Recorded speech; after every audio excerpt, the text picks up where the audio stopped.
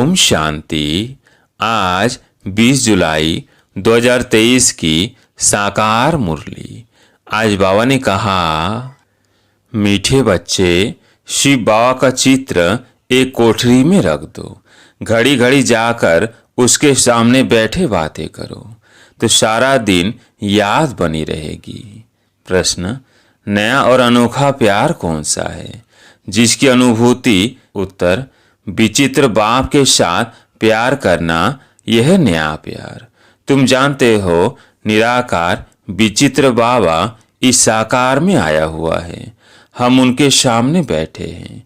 हमें संगम पर डायरेक्ट ईश्वर का प्यार मिलता है। यह नया और अनोखा प्यार। सारा कल्प देहधारियों से प्यार किया, अब विदेही बाप से प्यार करना है। ऐसा प्यार संगम पर ही होता है। गीत है, कौन आया मेरे मन के द्वारे। ओम शांति। बच्चे जानते हैं कि बेहद का बाप विचित्र है और अभी एक नया प्यार लेकर के हम बाबा के पास बैठे हैं। वह आए हैं, इसको नया प्यार कहते हैं। ईश्वर का प्यार सिर्फ एक बार बच्चों को मिलता है।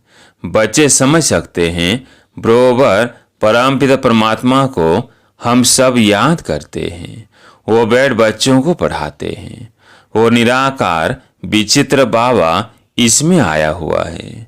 परमपिता परमात्मा हम आत्माओं का बाप है।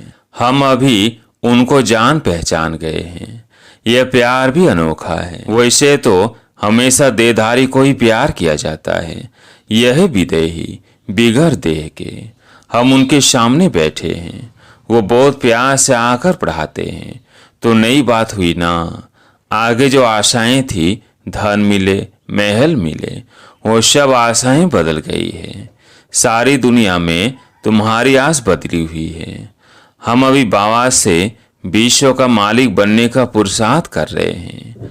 अभी तुम सम्मुख बैठे हो, जानते हो वही सब आत्माओं का बाप पतित पावन शिव है। याद भी उनको ही करते हैं।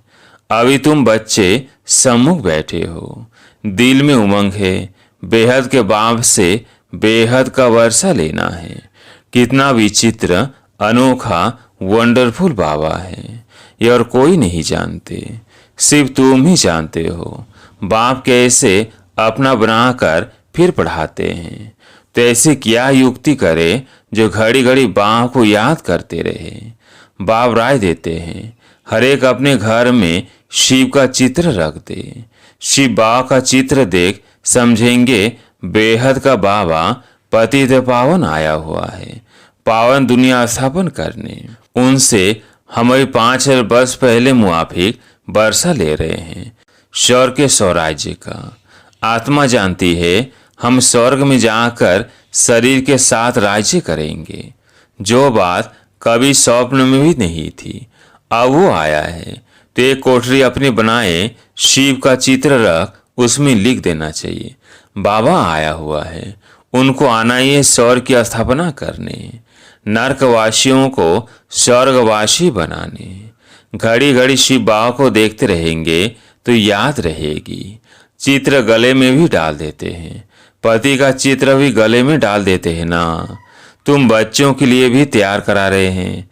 पारलौकिक बाप को याद करना बड़ा अनोखा है और सभी की याद को समेट एक को याद करना है।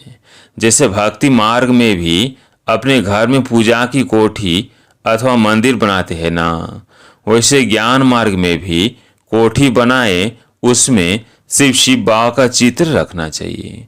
मनुष्य समझते हैं ब्रह्म कुमारियों की मुरली विकास से छुड़ाती है। अरे यह तो अच्छा है ना। पावन बनने के लिए जरूर विकारों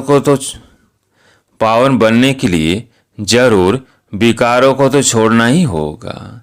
बिगड़ते हैं, भक्ति क्यों छोड़ते हो? अच्छा, हम भक्ति करते हैं, परंतु एक ही, दूसरा ना कोई। और संग बुद्धि योग तोड़ देना है। तुम्हारी युद्ध माया से है। तुम बाप को याद करते हो, माया तोड़ने की कोशिश करती है। हमको शिव बाबा से वर्षा मिलता है, ऐसे याद करते रहेंगे। शिव बाबा को देखते रहेंगे तो तुम्हारी कोठी वैकुंठ बन जाएगी। मीरा भी भक्ति करती थी तो वैकुंठ का साक्षात्कार करती थी। उनको भी साक्षात्कार कराने वाला शिव बाबा है। तुम्हारी बुद्धि में अब आया है। हम शिव बाबा से विश्व का मालिक बनते हैं। भक्ति मार्ग में यह पता नहीं रहता शिव क्या करते हैं, क्यों उस पर बलि चढ़ते हैं। तुम समझते हो सबसे ऊंचे शिव बाबा, उनको ही परमात्मा कहा जाता है। परमात्मा से जरूर नई चीज मिलेगी। उनको हेवनली गॉड फादर कहा जाता है। स्वर्ग में है श्री कृष्ण, उनको फादर नहीं कहेंगे, वो तो बच्चा है। स्वर्ग स्थापन करने वाला बाप है, निराकार, वो देहधारी नहीं। यूं तो आजकल सबको फादर कहते रहते हैं, गांधी को भी बापूजी कहते हैं, परंतु सब धर्म वाले नहीं कहेंगे। अर्थ तो समझते नहीं। तुम जानते हो सबका बापूजी शिव बाबा है, शिव दादा नहीं बाबा। वो निराकारी दुनिया में रहते हैं। श्री कृष्ण को याद करेंगे लेकिन वो तो वैकुंठ निवासी है। ऋषि मुनि आदि सब देहधारी यहाँ होकर गए हैं। परमात्मा है निराकार, उनको देह है नहीं। सर्वव्यापी के ज्ञान के कारण बुद्धि किसकी भी चलती नहीं। बाप आकर बुद्धि का ताला खोलते हैं। यहाँ है नई बात। और सत्संग में ऐसे नहीं समझते कि शिव बाबा नॉलेज दे रहे हैं। वहाँ तो सब देहधारी बैठे हुए हैं। तुमको निश्चय है हम निराकार बाप से सुन रहे हैं। निराकार जरूर जब साकार में आए तब तो पहचान दे। कल्प कल्प बाप आते हैं, आकर मालिक बनाते हैं। फिर भी माया कितना हैरान करती है, विघ्न डालती है। रुद्र ज्ञान यज्ञ में असुरों के विघ्न पड़ते हैं। देवाभिमान आने से ही विघ्न पड़ते हैं। बाबा कहते हैं अपने को अशरीरी समझो, हम तो बाबा के बने हैं। बाबा वापस लेने आए हैं। ये शरीर छोड़ अब वापिस जाना है। अपने से बातें करो। सूक्ष्म देहधारी व स्थूल देहधारी सब की याद छोड़नी है। पक्का पक्का नीचे करना है। हम आत्माएं परम धाम से आई हैं, वहाँ के हम रहने वाले हैं। सतयुग में इतने जन्म राजाई की, 84 जन्म लिए। अब नाटक पूरा होता है, वापिस जाना है। घर में कोई हंगामा हो तो कोठरी में शिव का चित्र रख दो। ब्राह्मण लोग स्त्रियों को कहते हैं कि शिव की पूजा नहीं करनी है, परंतु शिव बाबा तो आते ही है माताओं के लिए। शिव के ऊपर तो वो जाकर लोटियां चढ़ाते हैं। पुजारी लोग खुश होते हैं क्योंकि माताएं सबसे जास्ती पैसे रखती हैं। भक्ति की सच्ची भावना अवलाओं माताओं में रहती है। पुरुष तो जैसे खग्गे हैं, घड़ी घड़ी बाहर निकल जाते हैं। बुद्धि योग बहुत भटकता है। पत्नी का पति तरफ बहुत मोह जाता है। तुम बच्चे समझते हो यह दुखधाम है। अब सुख धाम स्थापन करने वाला बाबा आया हुआ है। युक्तियां रचनी है। हम बाप को कैसे याद करें? उनको इन आंखों से नहीं देखा जाता। ये आत्मा कहती है हमारा शिव बाबा बाप है। शिव का चित्र देखने से बड़ी खुशी होगी।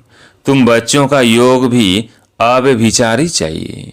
शिव का चित्र रख घड़ी घड़ी याद करते रहो। बाबा ने अपना मिसाल बताया था। लक्ष्मी नारायण के चित्र से हमारा कितना प्यार था। फिर एक दिन ख्याल आया लक्ष्मी दासी बन पांव दबा रही है, ऐसे तो ठीक नहीं है। तो आर्टिस्ट को कहा इससे लक्ष्मी को तो मुक्त कर दो। बाकी नारायण का चित्र पॉकेट में पड़ा रहता था। एक पॉकेट में एक मुरादी के बॉक्स में घड़ी घड़ी चित्र देखता रहता था, जैसे मस्त, परंतु गुप्त करता था। कोई देखे नहीं तो कहेंगे यह क्या करता है। पहले श्री कृष्ण से प्यार था, फिर उनको छोड़ विष्णु से हो गया। जैसे भक्ति नौधा होती है वैसे ये याद भी नौधा होनी चाहिए। इसे प्राप्ति बहुत भारी है। उनसे तो कुछ नहीं, अल्पकाल के लिए थोड़ा सुख मिलता है, फिर दूसरे जन्म में मेहनत करनी पड़े। भक्ति में धंधे आदि में मेहनत लगती है, कमाओ तब खाओ। बाबा तुमको इस एक जन्म में इतनी मेहनत कराते हैं जो 21 जन्म प्रारब्ध भोगते रहेंगे। कुछ मेहनत करने की दरकार नहीं रहेगी, 21 जन्म सदा सुखी रहेंगे। तो ऐसा बाप जो पुरुषार्थ करना सिखलाते हैं उनको तो याद करना चाहिए ना। कहते हैं श्वासोश्वास याद करो। गुरु लोग अपने शिष्यों को कहते हैं माला फेरो, राम राम करते रहो। बस राम राम जपते जपते रोमांच खड़े हो जाते हैं, राम राम की मस्ती में झूलते हैं, जैसे कि राम की पूरी में पहुंच गए हैं। तुमको तो बाबा कहते हैं एक शिव बाबा की याद का अजपा जाप करो और कुछ याद ना आए, परंतु माया भी सामना करती है। भक्ति मार्ग में थोड़ी माया सामना करती है। यह माया और ईश्वर के बच्चों की युद्ध नाटक भी बनाते हैं। भगवान ऐसे कहते हैं, माया ऐसे कहती है। अभी यह संगम युग, माया के उल्टे से उल्टे संकल्प विकल्प तो आते रहेंगे। तूफान ऐसा जोर से लगता है जो मनुष्य को भी उड़ाकर दूर फेंक देता है। यह फिर माया रावण का तूफान है। उनसे बचने की युक्तियां तो बाबा बताते रहते हैं। तुम कहेंगे हमको परम पिता परमात्मा राजयोग सिखलाते हैं। तुमसे कोई पूछे तुमको यह संन्यास किसने कराया, गुरु कौन है? बोलो परम पिता परमात्मा। ऐसा कोई नहीं होगा जिसको भगवान आकर संन्यास कराए। वह सब मनुष्य मनुष्य को कराते हैं।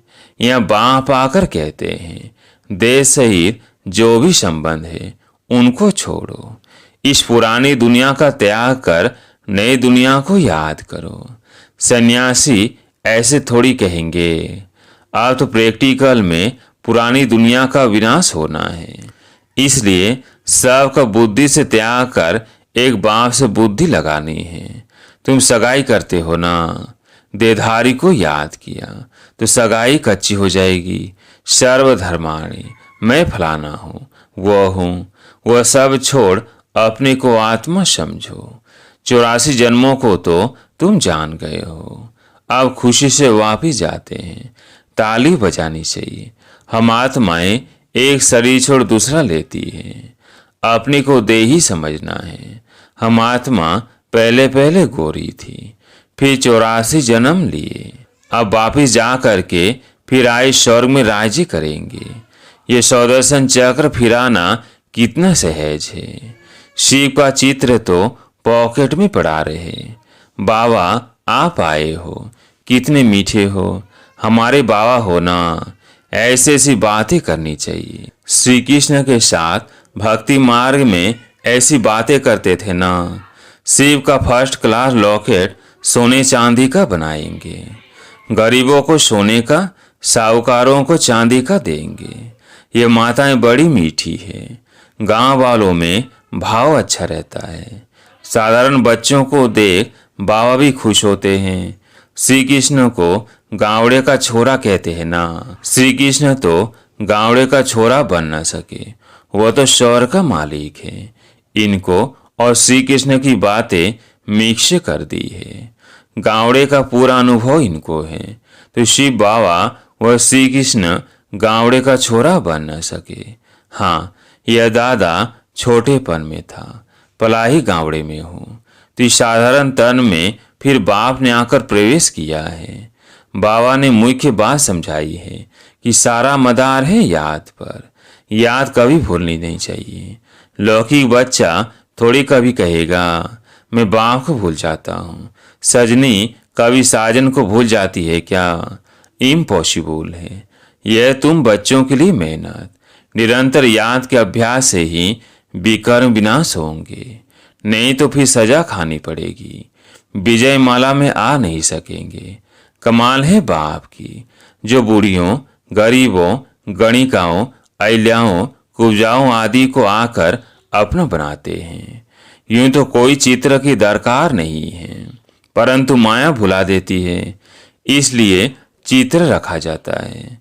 बुद्धि में रहना चाहिए। हम जाते हैं बाबा के पास, रास्ता देख लिया है, मुक्ति जीवन मुक्ति का, और कोई पंडा होता ही नहीं है। इनको इंद्रप्रस्थ भी कहते हैं। कोई पतित आकर छिप करके बैठेगा तो पत्थर बुद्धि बन जाएगा। बाबा तो अंतर्यामी है ना, यह बाबा ब्रह्मा बाहरयामी है। उस बाबा को झट मालूम पड़ जाता है पति छिपा हुआ बैठा है। तो जिसने ऐसे पतित को लाया उनको और जो पतित आकर बैठा होगा उन दोनों को सजा मिलेगी। इसलिए कभी भी पतित को नहीं लाना चाहिए। लौ ऐसे कड़े हैं, कोई पतित छी को नहीं बिठाना चाहिए, नहीं तो बड़ी कड़ी सजा के भागी बन जाएंगे। यहाँ कोई चोरी ठगी चल ना सके। पाप और पुण्य का हिसाब किताब धर्मराज के पास रहता है ना। अच्छा, मीठे मीठे सिकिलधे बच्चों प्रति माता पिता बाप दादा का याद प्यार और गुड मॉर्निंग। रूहानी बाप की रूहानी बच्चों को नमस्ते। हम रूहानी बच्चों की रूहानी बाप दादा को याद प्यार गुड मॉर्निंग नमस्ते नमस्ते। धारणा के लिए मुख्य सार। पहला पॉइंट, सभी की याद को समेट बुद्धि योग सभी से तोड़ एक बाप की याद में रहना है। शिव बाप की कोठी बनाए उनकी अभिविचारी याद में बैठना है। दूसरा पॉइंट, अपने आप से मीठी मीठी बातें करनी है। हम पहले कितने सुंदर थे, फिर 84 जन्म लिए, अब खुशी से वापस जाते हैं। ऐसे अपने साथ बातें कर स्वदर्शन चक्र फिराना है। आज प्यारे मीठे बाबा का वरदान। स्वचिंतन और स्वदर्शन द्वारा हीरे समान अमूल्य जीवन का अनुभव करने वाले वेदाग भव। स्वचिंतन और स्वदर्शन द्वारा हीरे समान अमूल्य जीवन का अनुभव करने वाले वेदाग भव। हीरे समान अमूल्य जीवन का अनुभव करने के लिए सदा स्वचिंतन करो और स्वदर्शन चक्रधारी बनो, क्योंकि हीरे को दागी बनाने वाली केवल दो बातें हैं, एक परदर्शन, दूसरा पर चिंतन।